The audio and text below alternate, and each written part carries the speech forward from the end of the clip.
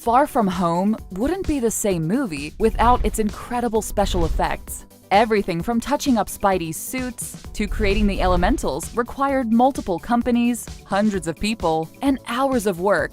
So we'll spend this video breaking down their additions to the film and just how incomplete it would look without them. In every interview, he's like, when I wear the bubble hat, and I'm like, no you didn't.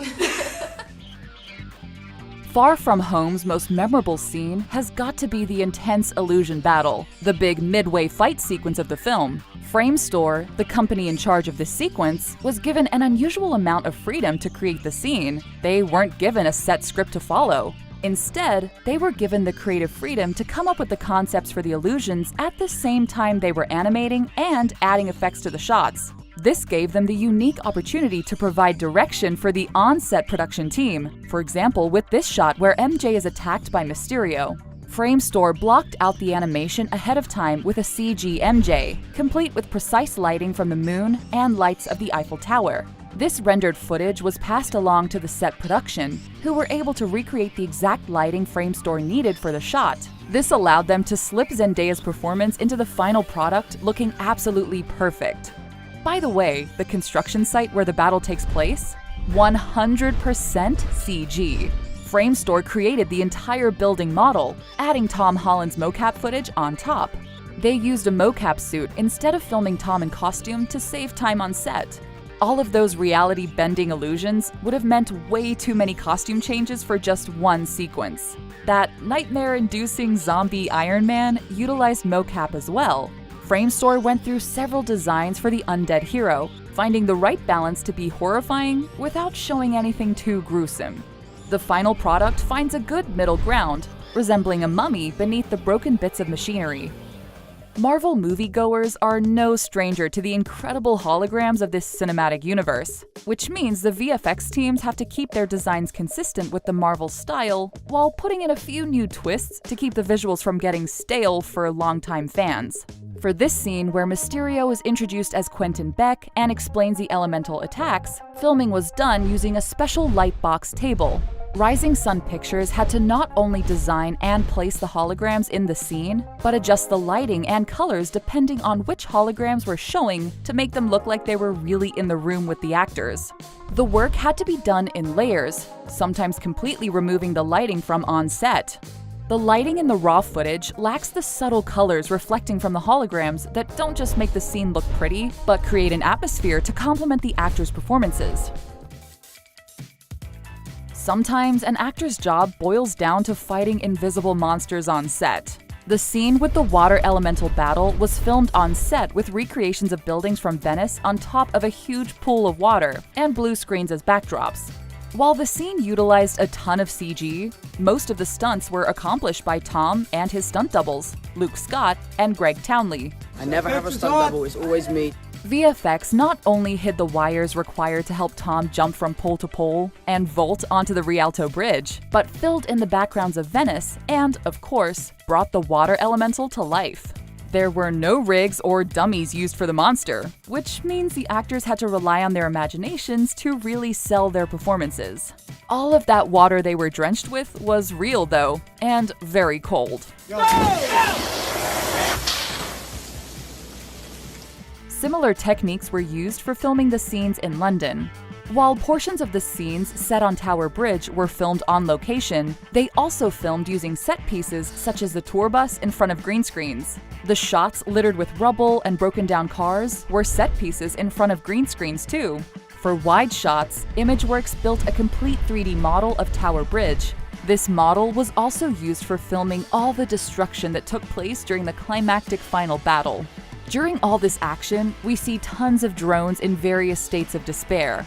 ImageWorks was able to create all of these broken bots by altering their original models. The drones were constructed out of various individual pieces, all coming together to form a single machine. Like the water elemental, the drones didn't use any objects on set as stand-ins to help the actors visualize the scene. Here's what Peter's final confrontation with Beck really looked like on set.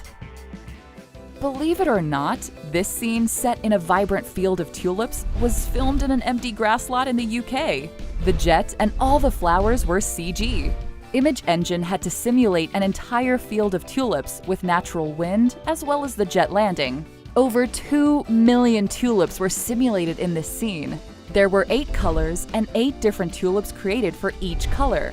In order to render all of them efficiently, they used a method called pre-caching, where software will download data ahead of time in anticipation of its use. That way, the computers weren't forced to simulate 2 million flowers at the same time. Stripped of CGI, this scene is just Tom Holland and Jon Favreau standing in some grass. Did you know ImageWorks did VFX for all the previous Spider-Man movies? That's right, they provided effects for the original trilogy and The Amazing Spider-Man. Producers were actually reluctant to go to them again for the MCU installments since they wanted to give the third iteration of the hero a fresh new look. That was until they saw this test footage ImageWorks whipped up to prove that they were up to the task.